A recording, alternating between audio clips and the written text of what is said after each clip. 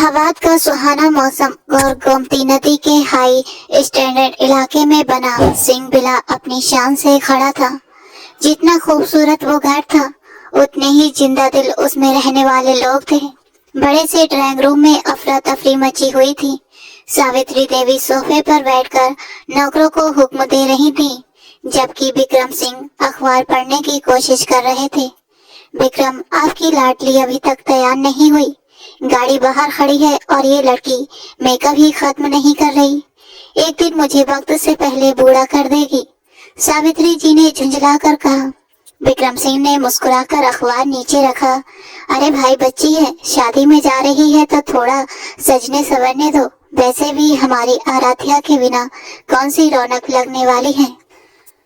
तुम्हारा code name क्या है और तुम किस मिशन पर यहाँ भेजी गई हो? कमरे में तेज ठंड थी, लेकिन सामने कुर्सी पर बैठे आदमी की आवाज उस ठंड से भी ज्यादा सख्त थी।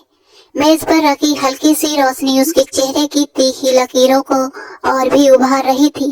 वो बिना हिले डुले ऐसे बैठा था जैसे पत्थर की मूरत हो, और उसकी गहरी काली आंखें सामने बैठी लड़की पर टिकी हुई थी।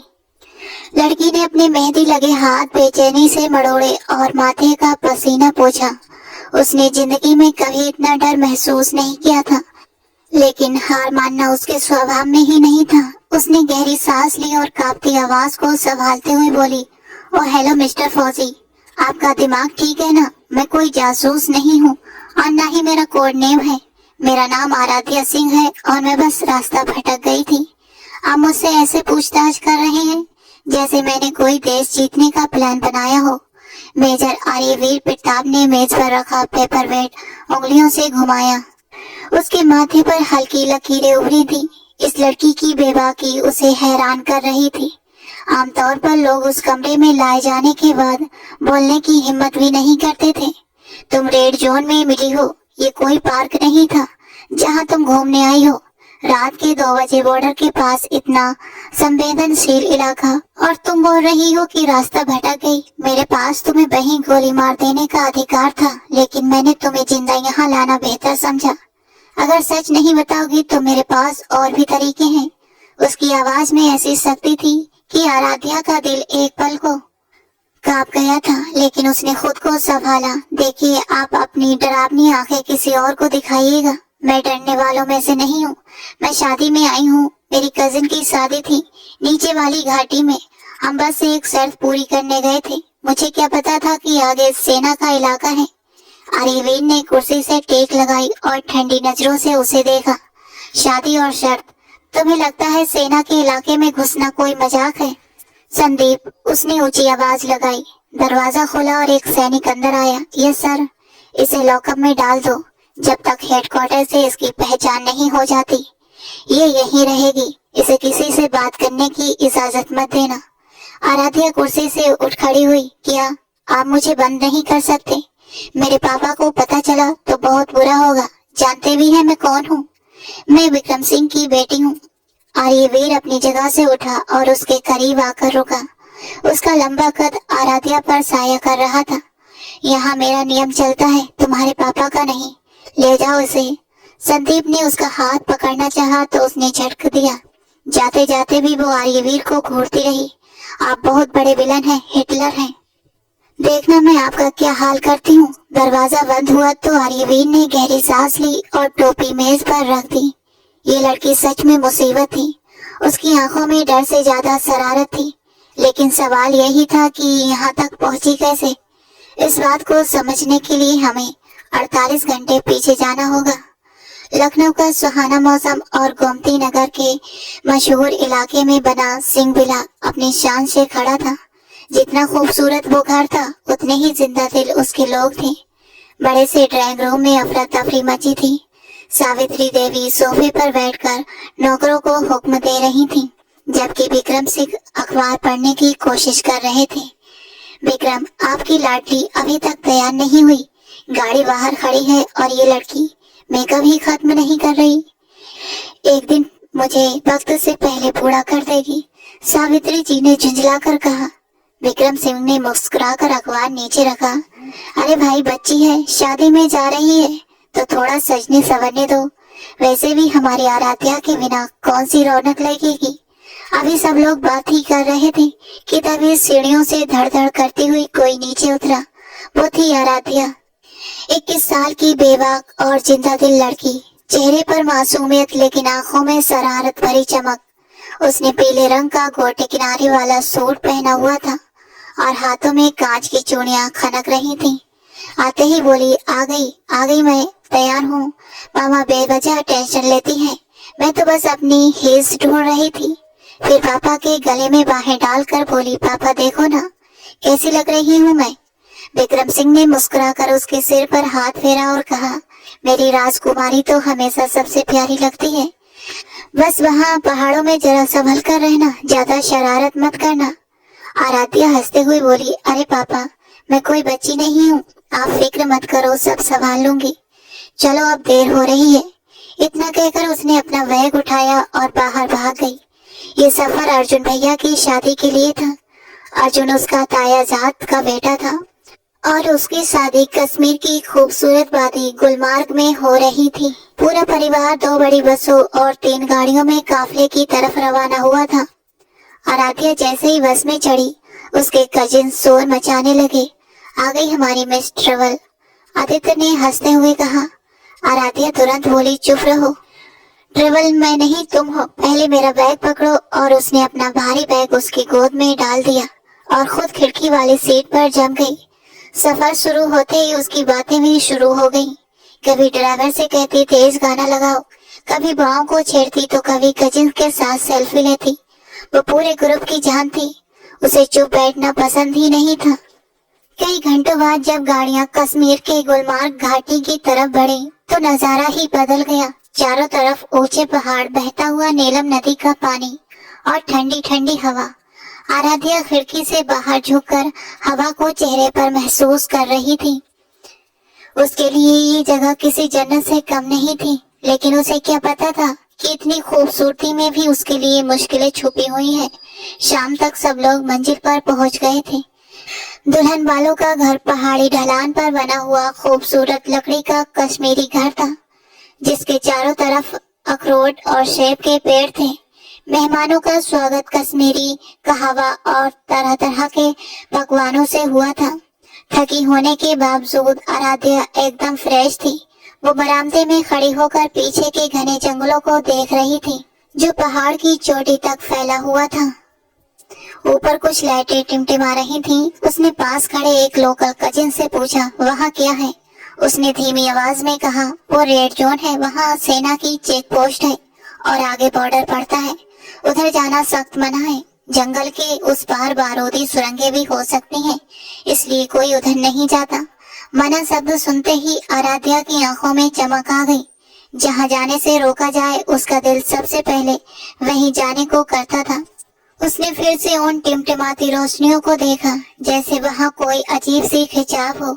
अगली रात मेहंदी का फंक्शन था। ढोलक पर गीत गाए जा रहे थे, हंसी मजाक चल रहा था। देर रात जब बड़े लोग सोने को चले गए तो नौजवानों ने बाहर अलावा जलाया और टूट एंड केयर का खेल शुरू हो गया। बोतल घूमते घूमते आराध्या की तरफ आकर रुक गई। आदित्य ने मुस्कुराते हुए पूछा, चलो आराध्या, टूथ या डेयर? वो बाल झटक कर बोली, टूथ तो कमजोर लोग चुनते हैं, मैं डेयर लूंगी। आदित्य ने अपने दोस्तों की तरफ देखा और फिर उसकी तरफ। उसे आराध्या को चैलेंज करने का मौका जो मिल गया था। ठीक है, अगर तुम सच में इतनी बहादुर हो तो सामने जो जंगल दिख रहा है ना, वहीं जाना होगा। आदित्य ने मुस्कुराते हुए कहा, उस जंगल के पार एक पुरानी अंग्रेज के जमाने की टूटी हुई चौकी है। उसके पास एक खास तरह का सफेद पत्थर मिलता है। तुम वो पत्थर लेकर आओगी, तभी मानेंगे कि सच में वहां तक गई थी। सब लड़के लड़कियां चुप होकर आराध्या को देखने लगे। टास्क आसान नहीं था। रात का अंधेरा, जंगली जानवरों का डर और ऊपर से सेना का प्रतिबंधित इलाका। लेकिन आराध्या के चेहरे पर शिकन तक नहीं आई। उसने भौहें उठाकर कहा, बस इतनी सी बात, मैं अभी जाती हूँ और 10 मिनट में पत्थर लेकर आऊंगी। फिर मान लेना कि आराध्या सिंह किसी से नहीं डरती। अनन्या ने तुरंत उसका हाथ पकड़ा। रहने दे आराध्या, मामा ने मना किया है उधर जाने से। आराध्या ने शॉल कंधे पर ठीक करते हुए कहा, तुम चुप रहो अनन्या, मैं कोई छोटी बच्ची नहीं हूँ। उसने मोबाइल की टॉर्च ऑन की और सबके मना करने के बावजूद अंधेरे जंगल की तरफ बढ़ गई। हवा और ठंडी हो गई थी, पेड़ों की परछाइयां और गहरी लग रही थी। उसका दिल तेज धड़क रहा था, लेकिन जिद उसे पीछे मुड़ने नहीं दे रही थी। वो झाड़ियों से बचती हुई ऊपर की तरफ चढ़ती गई। चारों तरफ ऐसा सन्नाटा था कि अपने कदमों की आवाज भी उसे डरा रही थी। काफी देर चलने के बाद भी उसे वो पुरानी चौकी नहीं दिखी। उसे एहसास हुआ कि शायद वो रास्ता भटक गई है। घने अंधेरे में दिशा समझना मुश्किल था। अचानक उसका पैर फिसला और वो लड़खड़ा कर कटीले तारों के पास जा गिरी। उसकी शॉल तारों में उलझ गई। हे भगवान, ये तार कहाँ से आ गए? वो बड़बड़ाते हुए शॉल छुड़ाने लगी। तभी उसकी नजर सामने लगी एक तख्ती पर पड़ी, जिस पर लाल रंग से लिखा था, खबरदार, प्रतिबंधित क्षेत्र, आगे बढ़ी तो गोली मार दी जाएगी। उसके गले में जैसे कुछ अटक गया था। वो घबरा कर पीछे मुड़ने ही वाली थी कि अचानक सन्नाटा तेज आवाज में टूट गया था। वहीं रुक जाओ, हाथ ऊपर करो। इससे पहले कि वो कुछ समझ पाती, तेज सर्च लाइट उसकी आंखों पर पड़ी और वो कुछ देख भी ना सकी। चारों तरफ भारी बूटों की आवाजें गूंजी और बंदूकों से लैंस सैनिकों ने उसे घेर लिया। हिलना मत, किसी ने सख्त लहजे में कहा। आराध्या ने कांपते हुए हाथ ऊपर कर दिए। मैं बस वो कुछ कह पाती, उससे पहले ही आवाज आई, इसे कमांडर के पास ले जाओ। उसे लगभग पकड़कर कैंप के अंदर ले जाया गया। वो पूरा फौजी कैंप था, हर तरफ बैरक्स और चौकसी। उसे एक मुख्य इमारत के कमरे में ले जाया गया। अंदर हीटर चल रहा था। कमरे में हल्की गर्माहट थी। सामने बड़ी मेज के पीछे मेजर आर्यवीर प्रताप सिंह बैठा था। उन्होंने फाइल से नजर उठाकर उसके अस्त व्यस्त हालत को देखा। पीला सूट, उलझे बाल, डरी हुई आंखें, लेकिन चेहरे पर अब भी जिद साफ दिख रही थी। एक सैनिक ने रिपोर्ट दी, सर ये लड़की फेस के अंदर घुसने की कोशिश कर रही थी। शक है रेकी करने आई है। आर्यवीर ने हाथ के इशारे से उसे चुप कराया और खुद कुर्सी से उठकर धीरे धीरे उसके सामने आकर खड़े हुए। उनकी मौजूदगी में ऐसा रौब था कि आराध्या को लगा कमरे की हवा भारी हो गई है। उन्होंने बस एक शब्द कहा, नाम। उस एक शब्द में इतना दबाव था कि आराध्या को बोलने के लिए खुद को संभालना पड़ा। यही वो पल था जहां से उनकी टकरार शुरू हुई थी। उसकी तेज जुबान और उनका सख्त मिजाज। कुछ देर बाद उसे लॉकअप में डाल दिया गया। छोटा सा कमरा, एक लोहे का पलंग और एक पानी की बोतल। आराध्या ने गुस्से में दरवाजे पर लात मारी। खोलो इसे, मुझे भूख लगी है, मुझे घर जाना है। जानते नहीं मैं कौन हूँ? बाहर पहरा दे रहे सैनिक चुप रहा। आंखें थक हाक कर वो पलंग पर बैठ गई। अब उसके दिल में सच में डर घर करने लगा था। उसका मोबाइल भी ले लिया गया था और पहली बार उसे अपनी जिद भारी लगने लगी थी। घर वाले क्या सोच रहे होंगे? यकीनन वहां कोहराम मच चुका होगा, क्योंकि उसे निकले हुए 2 घंटे गुजर चुके थे। उसकी आंखों में आंसू तैरने लगे। ये सब उस सड़े हुए मेजर की वजह से हो रहा है। शक्ल से तो इतना हैंडसम बनता है जैसे कोई फिल्मी हीरो हो, लेकिन दिल बिल्कुल पत्थर का है। हिटलर कहीं का, संगमरमर का पुतला। वो बड़बड़ा रही थी और आंसू पोंछ रही थी। दूसरी तरफ मेजर आर्यवीर प्रताप अपने दफ्तर में वायरलेस पर हेडक्वार्टर में बात कर रहा था। यह सर, एक संगीत लड़की को पकड़ा गया है। दिखने में आम सिविलियन लगती है, लेकिन हम रिस्क नहीं ले सकते। सेक्टर में पहले ही 3 अलर्ट है। जी सर, पूछताछ जारी है। उसने संपर्क खत्म किया और स्क्रीन पर चल रही सीसीटीवी फुटेज को देखने लगा, जिसमें आराध्या सिंह लॉकअप में बैठी रो रही थी। आर्यवीर की सख्त आंखों में एक पल के लिए नरमी आई, लेकिन तुरंत गायब हो गई। उसूल तो उसूल होते हैं। वो किसी की मासूमियत पर भरोसा करके अपनी यूनिट को खतरे में नहीं डाल सकता था, लेकिन उसे अंदाजा नहीं था कि ये लड़की सिर्फ बॉर्डर पार करके उसके इलाके में नहीं आई थी, बल्कि बहुत जल्द वो उसके दिल के ऐसे मोर्चे की शुरुआत करने वाली थी जिसे जीतना उस सख्त फौजी के लिए भी आसान नहीं होगा। ये इश्क का मैदान था और जंग अभी शुरू हुई थी। लॉकअप का छोटा सा कमरा आराध्या के लिए किसी कब्र से कम नहीं था, मगर वो आराध्या सिंह थी जो मुश्किल हालात में भी हार मानने वालों में से नहीं थी। पिछले 1 घंटे से वो लगातार दरवाजे की सलाखें पीट रही थी। बाहर खड़ा संदीप बिल्कुल शांत खड़ा रहा, जैसे उसे कुछ सुना ही ना दे रहा हो। आराध्या थक कर पलंग पर बैठ गई। उसका पेट खाली था और दिमाग गुस्से से भरा हुआ। अरे भाई, सुन रहे हो? कब से कह रही हूँ मुझे पानी चाहिए और कुछ खाने को भी। तुम्हारे उस मैनेजर साहब ने क्या तुम्हें चुप रहने का हुक्म दिया है? संदीप ने हल्का सा मुड़कर सपाट लहजे में कहा। शांत रहिए, मैनेजर साहब का आदेश है, कैदी को कोई सुविधा नहीं मिलेगी। आराध्या का गुस्सा सातवें आसमान पर पहुंच गया। बोलकर फिर सलाखों के पास आ गई। कैदी होगी तुम्हारी कोई रिश्तेदार, मैं मेहमान हूँ समझे। और जाकर अपने उस सख्त मेजर से कहो, अगर मुझे कुछ हो गया तो मेरे पापा तुम सबको अदालत में घसीट लेंगे। अजीब इंसान है, शक्ल से हीरो लगता है और हरकतें विलन जैसी। मेजर आर्यवीर प्रताप अपने ऑफिस में बैठा ये सब कैमरे में देख रहा था। उसके होठों पर हल्की सी मुस्कान आई, मगर चेहरे की सख्ती बरकरार रही। ये लड़की सच में अलग मिट्टी की बनी थी। आमतौर पर यहाँ ला जाने वाले लोग डर से कांपते थे, मगर ये अब भी आदेश दे रही थी। उसने माइक का बटन दबाया। इसे पानी दे दो और कहो अपनी आवाज धीमी रखे, वरना सख्ती करनी पड़ेगी। आराध्या ने जैसे ही पानी लिया उसने राहत की सांस ली, लेकिन अब उसके दिल में डर बैठने लगा था। उसका मोबाइल छीन लिया गया था और बाहर से कोई संपर्क भी नहीं था। घड़ी में रात के 3 बज रहे थे। दूसरी तरफ शादी वाला घर हाहाकार में बदल चुका था। खुशियों से भरा घर मातम सा हो गया था।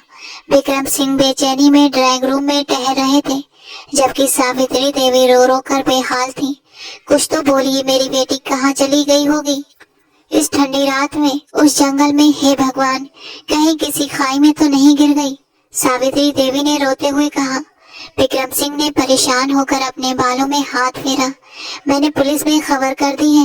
वे कह रहे हैं वो इलाका फौज के अधीन आता है, वे सीधे दखल नहीं दे सकते। सुबह होते ही मैं खो जाऊंगा। मेरी बेटी कभी अकेली कहीं नहीं गई, पता नहीं किस हाल में होगी। अर्जुन, आदित्य, अनन्या और बाकी रिश्तेदार सिर झुकाए खड़े थे। उन्हें अंदाजा नहीं था एक छोटी सी शरारत इतना बड़ा रूप ले लेगी। तभी अचानक छवनी में तेज सायरन की आवाज गूंज उठी। खतरे का अलार्म बज चुका था। मेजर आर्यवीर प्रताप, जो अभी कुर्सी पर थोड़ा आराम कर रहा था, झटके से खड़ा हो गया। वायरलेस सेट पर लगातार संदेश आने लगे। अलर्ट के सेक्टर 4 में संदिग्ध गतिविधियां देखी गई हैं। इंटेलिजेंट रिपोर्ट के मुताबिक आतंकवादियों का एक ग्रुप बॉर्डर पार कर चुका था और उनके साथ एक महिला सहयोगी भी थी जो लोकल कपड़ों में थी। मेजर आर्यवीर का खून खौल उठा, उसकी मुट्ठियां भीज गई। महिला सहयोगी, लोकल लिबास। उसका ध्यान सीधा लॉकअप में बंद आराध्या सिंह की तरफ गया।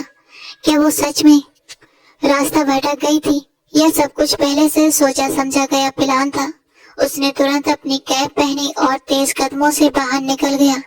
उसके कदमों की आवाज बता रही थी कि अब वो कोई नरमी नहीं बरतेगा। वो तूफान की तरह लॉकअप की ओर बढ़ा। संदीप ने उसे देखते ही सैल्यूट मारा। आर्यवीर ने इशारे से दरवाजा खुलवाया।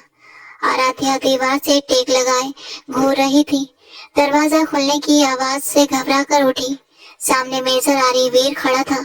इस बार उसके चेहरे पर पहले वाली ठंडक नहीं थी, बल्कि आंखों में भड़कती हुई आग थी। उसने एक झटके से आराध्या का बाजू पकड़ा और उसे दीवार से सटा दिया।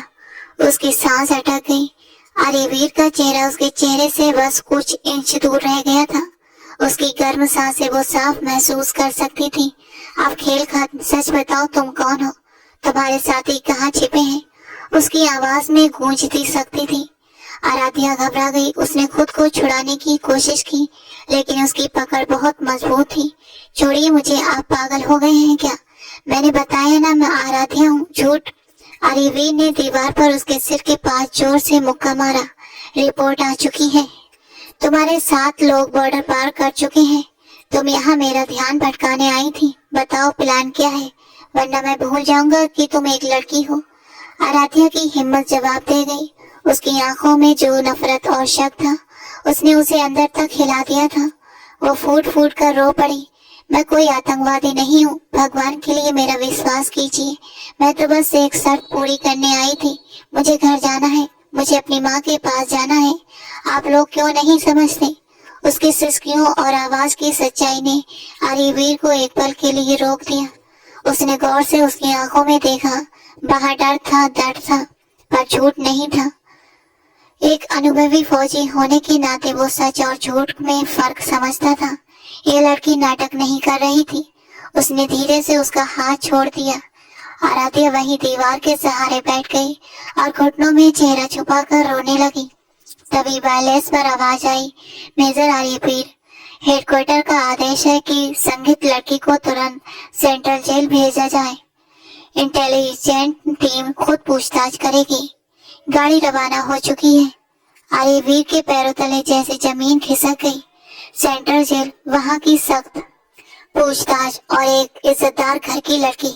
अगर वो वहां गई तो बात बाहर तक फैल सकती थी, मीडिया तक पहुंच सकती थी, उसके परिवार की बदनामी हो सकती थी। वो जानता था इंटेलिजेंट की पूछताछ कितनी कठोर होती है। आराध्या ने जेल शब्द सुन लिया था। वो डर के मारे खड़ी हो गई। उसका चेहरा सफेद पड़ गया। जेल नहीं, मैं जेल नहीं जाऊंगी, प्लीज मुझे बचा लीजिए, मैं कसम खाती हूँ मैंने कुछ नहीं किया। वो घबरा कर आर्यवीर के करीब आई और अनजाने में उसकी कमीज की बाह पकड़ ली, जैसे डूबता हुआ इंसान तिनके का सहारा पकड़ता है। आर्यवीर ने उसकी कांपती उंगलियों को अपनी आस्तीन पर महसूस किया। बाहर अब भी सायरन बज रहे थे। हमला कभी भी हो सकता था। उसे यहाँ रखना भी खतरा था और भेजना भी। बाहर से संदिग्ध की आवाज आई, सर, गाड़ी 5 मिनट में पहुंच रही है। मेजर आर्यवीर एक गहरी कसमकस में खड़ा था। उसका फर्ज कहता था कि आदेश माने, लेकिन उसका दिल पहली बार उससे सवाल कर रहा था।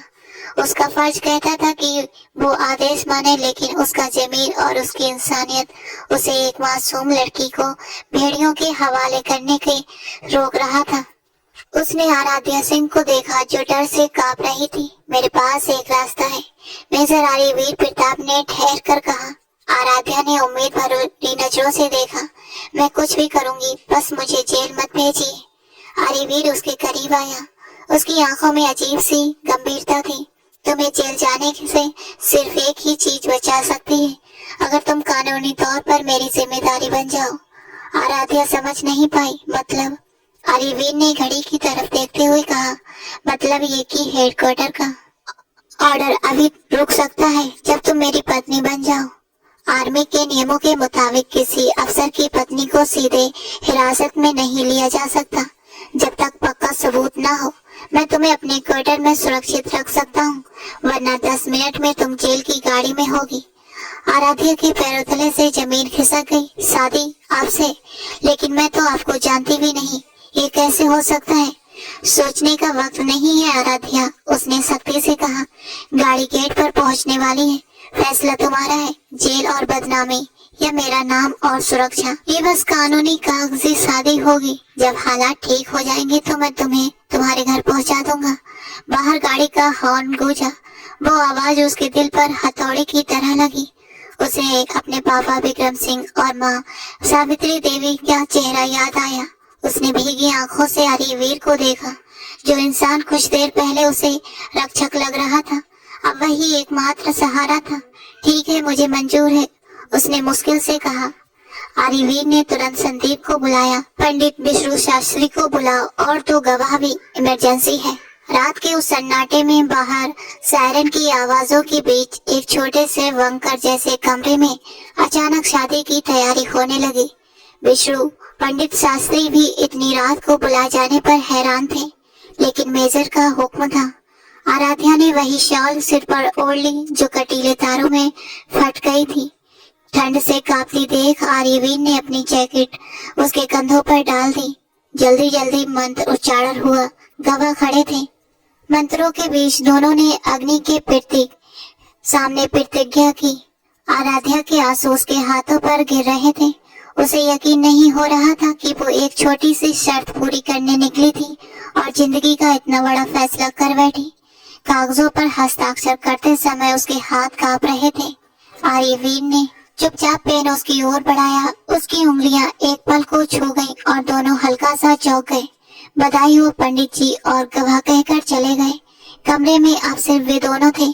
बाहर शोर थम चुका था, लेकिन अंदर एक नई खामोशी जन्म ले चुकी थी। आर्यवीर ने दरवाजा बंद किया और उसकी तरफ मुड़ा। आराध्या कुर्सी पर सिमटी बैठी थी। उठो, उसने धीमी सी आवाज में कहा। अब तुम लॉकअप में नहीं रहोगी, मेरे साथ मेरे क्वार्टर चलो। आराध्या ने घबरा कर उसकी तरफ देखा। क्या ये जरूरी है? मेजर आर्यवीर प्रताप के चेहरे पर थकान साफ दिख रही थी, मगर उसकी आंखों में एक नई चमक थी। बहुत जरूरी है, उसने धीमी लेकिन ठोस लहजे में कहा, क्योंकि तुम अब कैदी नहीं हो, तुम मिसेस आर्यवीर प्रताप हो और मेरी पत्नी जेल में नहीं रह सकती। उसने अपना हाथ आराध्या सिंह की तरफ बढ़ाया। आराध्या ने एक पल हिचकिचाकर अपना कांपता हुआ हाथ उसके मजबूत हाथ में दे दिया। उसकी पकड़ सख्त जरूर थी मगर सुरक्षित थी। वो उसे लेकर बाहर निकला। ठंडी हवा ने उनका स्वागत किया। आसमान में तारे चमक रहे थे, जैसे किस्मत ने सच में करवट ले ली हो। रात का आखिरी पहर था। चारों तरफ सन्नाटा और दूर पहाड़ियों में चलती हुई हवा की आवाजें। आर्यवीर के क्वार्टर का भारी दरवाजा बंद हुआ तो कमरे में गहरी खामोशी फैल गई। कमरा सादा था, एक फौजी अफसर का कमरा। जरूरी चीजें थी मगर सजावट नाम की कोई चीज नहीं। एक कोने में हीटर जल रहा था, उसकी हल्की रोशनी कमरे को गर्माहट दे रही थी। आराध्या दरवाजे के पास ही खड़ी रह गई। उसके पैरों में जैसे जान नहीं थी।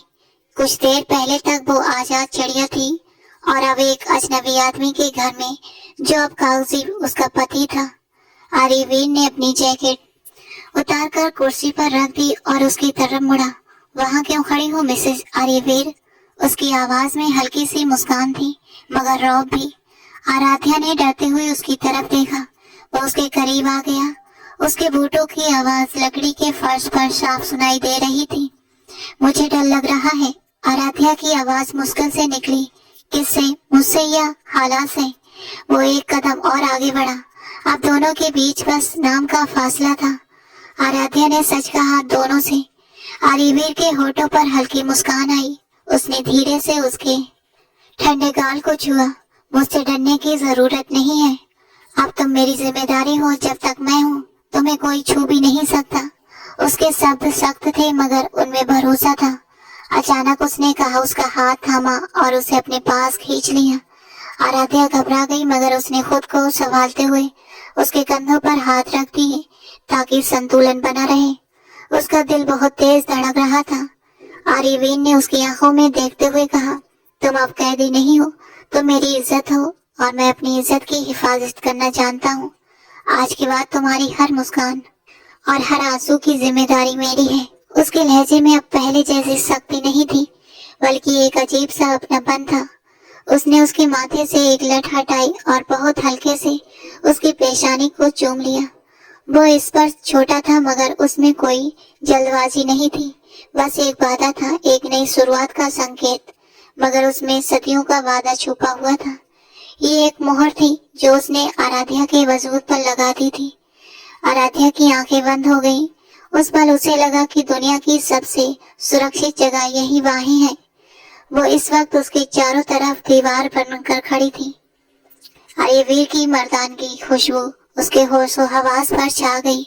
उसकी शक्ति और रौब में भी एक अजीब सा अपनापन था जो आराध्या जैसी चुलबुली लड़की को भी शांत कर रहा था। आर्यवीर ने उसे खुद से अलग किया मगर नजरों का घेरा बनाए रखा। अब सो जाओ, सुबह होते ही हालात देखेंगे। सामने वाला बेड तुम्हारा है, मैं सोफे पर ठीक हूँ। आराध्या ने हैरानी से देखा। वो उसे सख्त समझी थी मगर वो एक सच्चा जेंटलमैन निकला था। वो चुपचाप बेड पर जाकर कंबल ओढ़कर लेट गई। आर्यवीर ने लाइट बंद की और खुद सोफे पर लेट गया।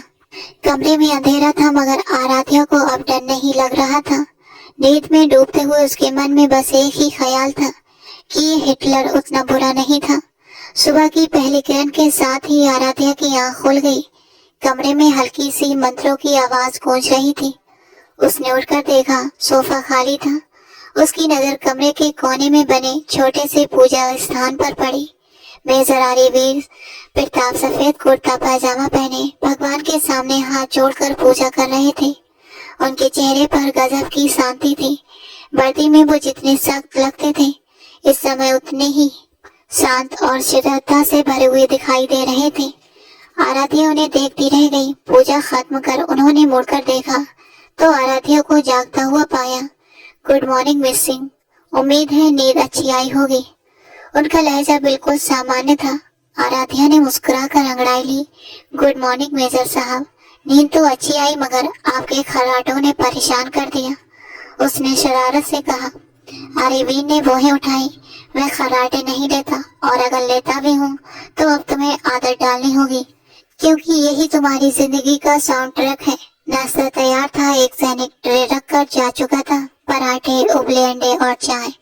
आराध्या को तेज भूख लगी थी, बोर्ड कर खाना खाने लगी। आरिवीर सामने बैठकर अखबार पढ़ रहे थे। आप नाश्ता नहीं करेंगे? उसने पूछा। मैं कर चुका हूँ, उन्होंने छोटा सा जवाब दिया। आराध्या ने शरारत से उनकी प्लेट में रखा सेब उठा लिया और एक बड़ा सा वाइट काट लिया। सुना है पति का झूठा खाने से प्यार बढ़ता है, उसने आंख दबाकर कहा। आरिवीन ने अखबार नीचे रखकर उसे घूरा, मगर उनके चेहरे की सख्ती में हल्की सी मुस्कान तैर गई थी। तुम्हारी ये फिल्मी बातें यहाँ नहीं चलेंगी, जल्दी खत्म करो, हमें निकलना है। तभी बाहर जोरदार धमाका हुआ, पूरा कमरा हिल गया। मेज पर रखा गिलास गिरकर टूट चुका था। आराध्या डरकर चीख पड़ी। आरिवीर बिजली की तरह उठे और तुरंत उसे नीचे झुका दिया। नीचे रहो, उनकी आवाज में फिर वही कमांडर वाली सख्ती लौट आई थी। बाहर सायरन बजने लगे और गोलियों की आवाजें गूंजने लगी। दुश्मन ने कैंप पर हमला कर दिया था। आरिवीर ने दराज से पिस्तौल निकाली और जैकेट पहन ली। मेरी बात ध्यान से सुनो आराध्या, ये मजाक नहीं है। मैं बाहर जा रहा हूँ, तुम इस कमरे से बाहर नहीं निकलोगी, चाहे कुछ भी हो जाए। दरवाजा अंदर से बंद कर लेना। अगर मैं वापस ना आया तो मेरा नायाब अर्जुन तुम्हें यहाँ से सुरक्षित निकाल लेगा। वो तेजी से बोल रहे थे। आराध्या का दिल जोर से धड़कने लगा। उसने दौड़कर उसका हाथ पकड़ लिया। आप मत जाइए, बाहर खतरा है। आरिवीर ने उसके हाथ को मजबूती से थामा। उनकी आंखों में बही जवानों वाली चमक थी। ये मेरा फर्ज है आराध्या, और तुम मेरी जिम्मेदारी हो, तुम्हें कुछ नहीं होगा। उन्होंने झुककर उसके माथे को चूमा। ये एक मौन बाधा था जो शब्दों से कहीं ज्यादा गहरा था। अपना ख्याल रखना, इतना कहकर मेजर आरिवीर प्रताप दरवाजा खोलकर बाहर गोलियों और धमाकों के बीच निकल गए। आराध्या ने कांपते हाथों से दरवाजा बंद किया और वहीं फर्श पर बैठ गई। बाहर जैसे पिड़ले मचा हुआ था। हर धमाका जमीन हिला रहा था, लेकिन उसके दिल में सिर्फ एक ही नाम गूंज रहा था, आरिवीर। जिस इंसान को वो कल तक ठीक से जानती भी नहीं थी, आज वही उसकी दुनिया बन गया था। हे भगवान, उनकी रक्षा करना। वो गुस्सैल हैं, सख्त हैं, मगर वो मेरे हैं। उनकी आंखों में आंसू बहते रहे। उसे पहली बार समझ आया कि एक फौजी की पत्नी होना क्या होता है। हर पल डर के साए में जीना। उसे अपनी कल की बातों पर शर्म आ रही थी। जब उसने उन्हें विलन कहा था, वो विलन नहीं, ढाल थे जो मौत और जिंदगी के बीच खड़े थे। करीब 2 घंटे बाद बाहर सब शांत हो गया। गोलियों की आवाज बंद हो चुकी थी। आराध्या ने दरवाजे से कान लगाकर सुना। तभी दरवाजे पर एक खास तरह की दस्तक हुई। आराध्या, दरवाजा खोलो। ये आरिवीर की आवाज थी। उसने झट से दरवाजा खोला। सामने आरिवीर खड़ा था। चेहरा धूल से काला, पर्दी पर मिट्टी और बाएं बाजू से खून रिस रहा था जहां गोली छूकर निकली थी। आराध्या ने उन्हें देखकर खुद को रोक ना सकी। वो दौड़कर उनके सीने से लग गई और फूट फूट कर रो पड़ी। आप ठीक हैं? मुझे लगा मैं आपको खो दूंगी। आप मुझे अकेला छोड़कर क्यों गए? वो उनकी कमीज पकड़कर रोती रही। आरिवीर पहले चौंके, फिर हल्के से मुस्कुराए और अपने जख्मी हाथ की परवाह किए बिना उसे बाहों में भर लिया। मैं ठीक हूँ पागल लड़की, देखो वापस आ गया ना। दुश्मन भाग गया। कोई भी आरिवीर प्रताप के घर में घुसकर उसकी पत्नी को नुकसान नहीं पहुंचा सकता। आराध्या ने आंसू भरी आंखों से उनके बाजू की तरफ देखा। आपको चोट लगी है? बस हल्की सी खरोच है, तुम्हें संभालने से आसान। उन्होंने माहौल को हल्का करने की कोशिश की। आराध्या जल्दी से फर्स्ट एड बॉक्स लाई और उनका घाव साफ करने लगी। उनके हाथों की नमी और चेहरे की चिंता आरिवीर के दिल में एक नई जगह बना रही थी। हालात अब काबू में हैं। हेडक्वार्टर से क्लियरेंस मिल गई है। हमें तुम्हारे घर चलना होगा। तुम्हारे पापा विक्रम सिंह और माँ सावित्री देवी बहुत परेशान होंगे। आराध्या का हाथ रुक गया। उसे घर याद आया। मैं एक रात गायब रही हूँ, पापा क्या सोचेंगे? उनसे बात करना मेरा काम है, तुम बस मुझ पर भरोसा रखो। कुछ देर बाद दोनों जीप में थे। पहाड़ी रास्तों से होती हुई जीप नीचे वादियों की ओर बढ़ रही थी। खामोशी थी मगर अब अजीब नहीं। आराध्या चोरी चोरी उन्हें देख रही थी। वो गंभीर थे मगर उस गंभीरता में अब अपनापन था। कल वो जिद्दी लड़की थी, आज किसी की पत्नी थी। जीप घर के सामने रुकी। जहाँ कल तक शादी की रौनक थी, अब सन्नाटा और चिंता थी। बाहर गाड़ियों की लाइन और लोगों की भीड़ थी। तैयार हो? अरविंद ने उसका हाथ थामकर पूछा। आराध्या ने सिर हिलाया। दिल जोर से धड़क रहा था मगर उसके हाथ की पकड़ ने हिम्मत दे दी थी। दोनों जीप से उतरे। सावित्री देवी नंगे पांव भागती हुई आई और आराध्या को सीने से लगा लिया। माँ बेटी की रुलाई ने सबको भावुक कर दिया था। विक्रम सिंह भी आगे बढ़े। आंखों में यकीन और हैरानी दोनों थे। जब आराध्या थोड़ी संभली तो उसने देखा पूरा परिवार उन्हें घेरे खड़ा है और सबकी नजरें उस फौजी अफसर पर टिकी हैं जो उसके साथ खड़ा था, सीधा, सख्त और सम्मान से भरा हुआ। अरिवीर बिल्कुल आराध्या के पीछे एक रक्षक की तरह खड़ा था, पूरे आत्मविश्वास और शांति के साथ। विक्रम सिंह ने नम आंखों से अपनी बेटी का माथा चूमा, फिर सख्त नजरों से अरिवीर को देखा। एक बाप का गुस्सा साफ झलक रहा था। ये सब क्या है? आप कौन है और मेरी बेटी इस हालत में आपके साथ क्यों है? अरिवीर ने सम्मान से सिर झुकाया, फिर सीधी उनकी आंखों में देखा। उसकी नजरों में झिझक नहीं बल्कि सच्चाई थी। मेरा नाम मेजर अरिवीर प्रताप है, मैं इस सेक्टर का इंचार्ज हूँ। उसने एक पल रुककर आराध्या का हाथ थाम लिया। और ये मेरी पत्नी है। ये सुनते ही माहौल जैसे जम गया। विक्रम सिंह का चेहरा गुस्से से लाल हो गया। पत्नी, ये कैसी बकवास है? तुमने मेरी बेटी की मजबूरी का फायदा उठाया है। मैं तुम्हें छोड़ूंगा नहीं। अरिवीर ने आराध्या का हाथ मजबूती से थामे रखा, जैसे उसे हिम्मत दे रहा हो। अंकल, पहले पूरी बात जान लीजिए। हालात ऐसे थे कि इसकी जान और इज्जत बचाने के लिए मुझे ये फैसला लेना पड़ा। मैंने इसे कैद नहीं किया, अपनी सुरक्षा दी है। अब ये मेरी जिम्मेदारी है। आराध्या ने रोती हुई पूरी बात बताई, कैसे वो रास्ता भटक गई, कैसे उसे जेल भेजे जाने वाला था और कैसे अरिवीर ने उसे बचाया। उसकी सच्चाई और अरिवीर के संयम ने विक्रम सिंह का गुस्सा धीरे धीरे शांत कर दिया। परिवार के बुजुर्ग इकट्ठा हुए। फैसला हुआ कि जब शादी हो चुकी है और गवाह भी है तो अब सम्मान इसी में है कि बेटी को विदा कर दिया जाए। कुछ देर बाद जीप एक बड़ी सी हवेली के सामने रुकी। ये प्रताप हवेली थी, शहर से थोड़ा दूर, शान और रौब से भरी हुई। अरिवीर ने उतरकर आराध्या के लिए दरवाजा खोला। वो अभी साधारण सूट में और उसकी जैकेट में झिझकती हुई बाहर आई थी। अंदर बड़े हॉल में सन्नाटा था। बीच में रुक्मणी देवी गंभीर मुद्रा में बैठी हुई थी। वो अरिवीर की माँ और इस परिवार की मुखिया थी। उनकी आंखों में रौब था। अरिवीर ने आगे बढ़कर कहा, नमस्ते माँ। रुक्मणी देवी ने जवाब देने की बजाय आराध्या को सिर से पैर तक देखा। तो यही है वो लड़की जिसके लिए तुमने इतने बड़े फैसले ले लिए? जी माँ, ये आराध्या प्रताप है। अरिवीर का लहजा शांत मगर अडिग था। रुक्मणी देवी ने ठंडी सांस ली। बहुत छोटी और नादान लगती है। हमारे घर की बहुएं ऐसी नहीं होती। क्या ये इस घर की जिम्मेदारियां निभा पाएगी? आराध्या का दिल बैठ गया मगर वो कुछ कहती उससे पहले ही अरिवीर ने नजरों से उसे चुप करा दिया। समय के साथ सब सीख जाएगी माँ। हीरा भी तराशा जाता है तब कहीं जाकर चमकता है। अभी ये बहुत थकी हुई है। इतना कहकर वो आराध्या को सीढ़ियों से ऊपर अपने कमरे में ले गया। कमरा बड़ा सजा हुआ और शांत था। हल्की सुनहरी रोशनी पूरे कमरे में फैली हुई थी। आराध्या नहाकर सफेद सूट में ड्रेसिंग टेबल के सामने खड़ी बाल संवार रही थी मगर उसका ध्यान दरवाजे पर था। दरवाजा बंद होने की आवाज आई। उसका दिल तेज से धड़कने लगा। अरिवीर अंदर दाखिल हुआ।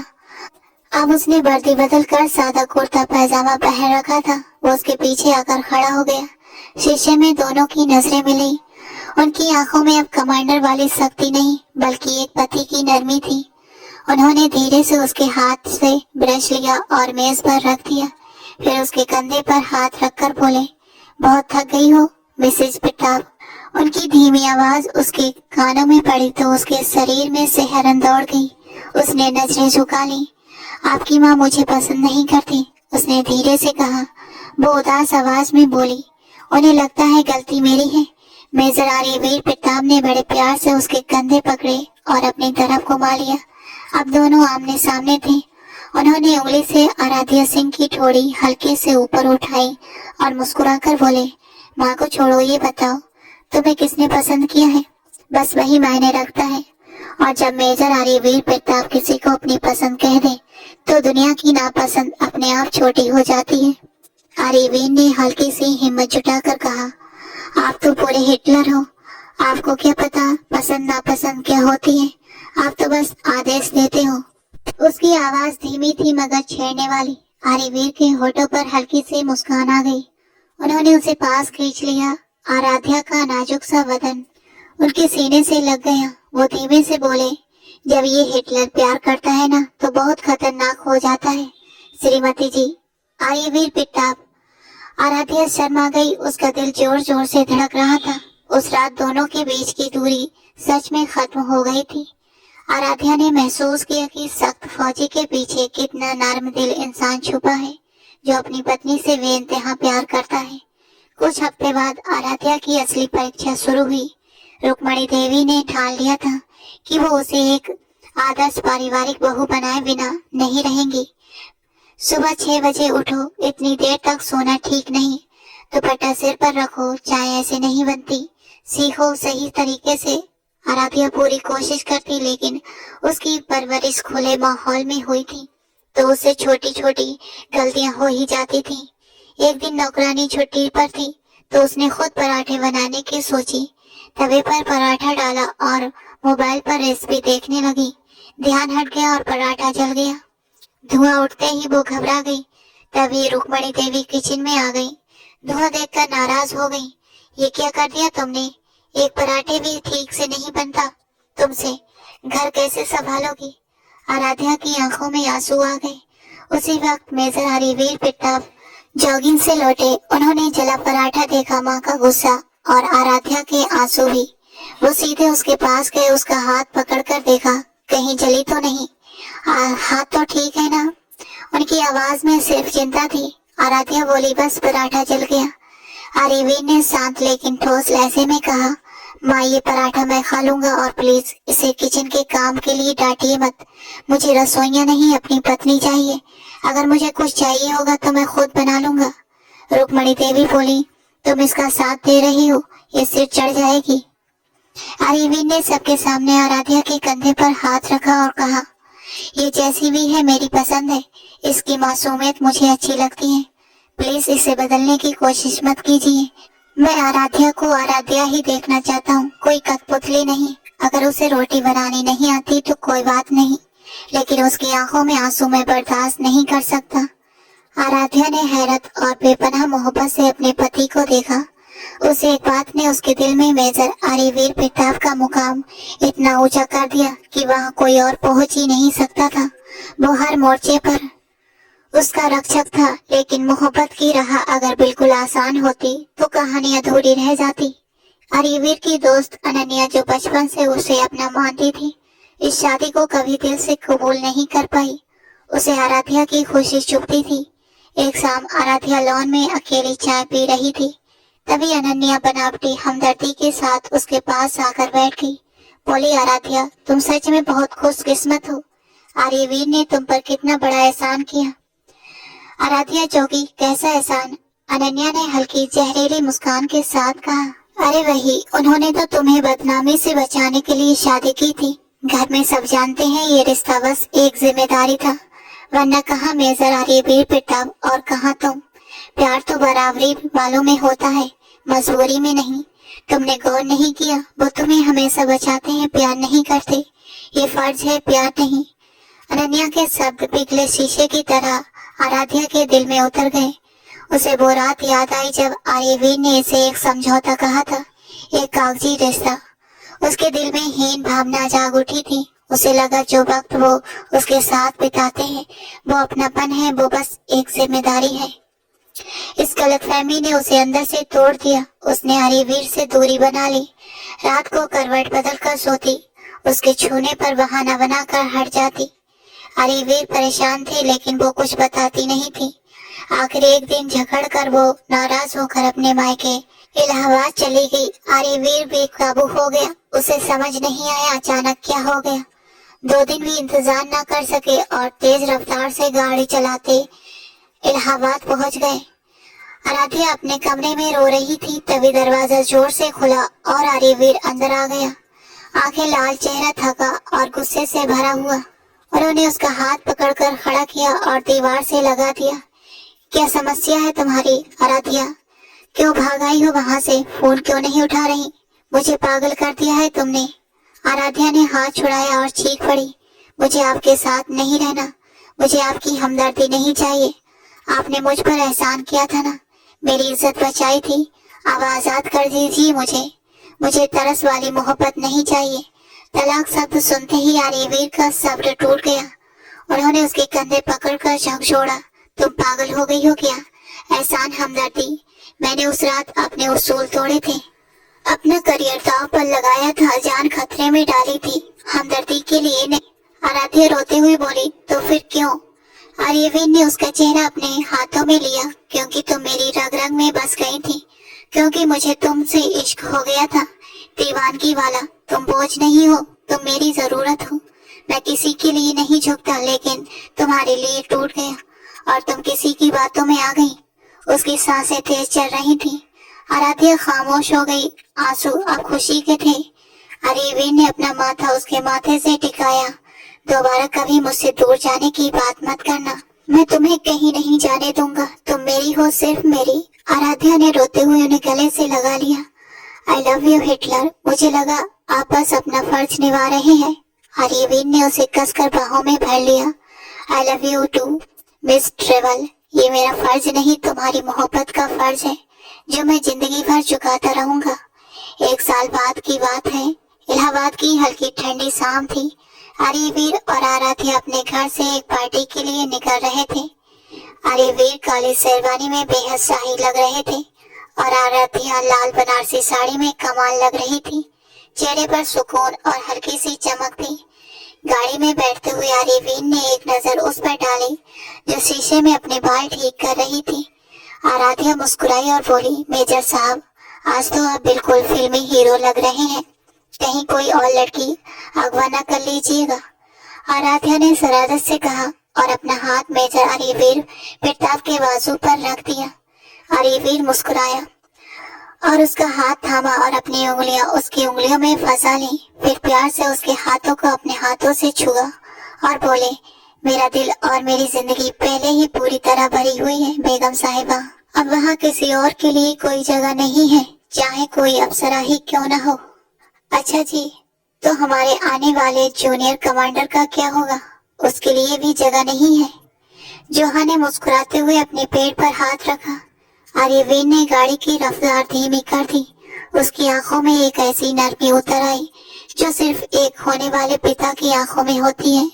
उन्होंने प्यार से आराध्या के पेट पर हाथ रखा और बोले, वो तो हमारी मोहब्बत की सबसे खूबसूरत निशानी होगा, हमारे प्यार की जीत, हमारी जिंदगी की सबसे बड़ी खुशी। वो मेरा ही नहीं, तुम दोनों की जान होगा। आराध्या ने सिर उसके कंधे पर टिका दिया और धीमे से बोली, और आप मेरी जान हो। गाड़ी सड़क पर आगे बढ़ती रही। शाम की हवा में उनकी हंसी घुल गई। उनकी मोहब्बत अब किसी जंग की मोहताज नहीं थी। हर गलतफहमी मिट चुकी थी, हर इम्तिहान पीछे छूट चुका था। अब उनके बीच सिर्फ सुकून, प्यार और आने वाले कल की उम्मीद थी। उनकी कहानी ने ये साबित कर दिया था कि सच्चा प्यार हर मुश्किल पर जीत हासिल कर लेता है।